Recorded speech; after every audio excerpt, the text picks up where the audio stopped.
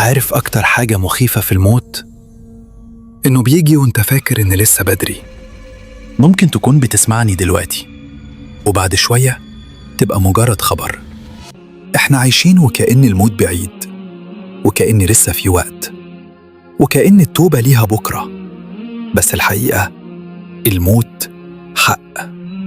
ربنا سبحانه وتعالى قال: كل نفس ذائقة الموت. كل نفس من غير استثناء.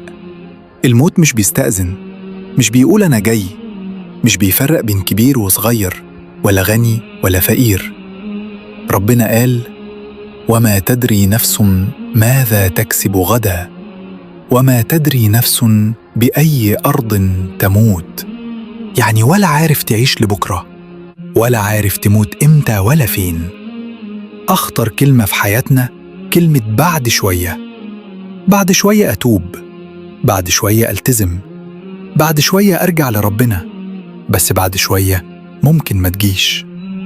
النبي صلى الله عليه وسلم قال: بادروا بالأعمال. يعني ما تستناش، ابدأ دلوقتي، قوم دلوقتي، ارجع دلوقتي. باب التوبة مفتوح ومفتوح على الآخر، بس مش للأبد. رسول الله صلى الله عليه وسلم قال: إن الله يقبل توبة العبد ما لم يغرغر. يعني إيه؟ يعني طول ما الروح لسه في الجسد في فرصة، لكن أول ما الروح تطلع كل حاجة بتخلص. مش شرط تكون وحش عشان تموت. الموت مش عقاب، الموت نهاية وبعدها حساب. ربنا قال: فوربك لنسألنهم أجمعين.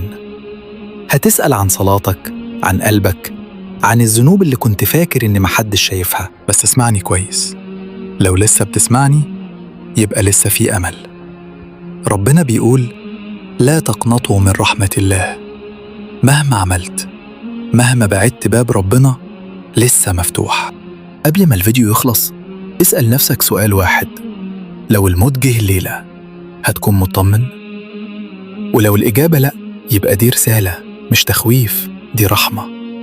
ارجع لربنا، صلي، استغفر، وابدأ من جديد، عشان الموت حق والفرصة مش دايما بتستنى.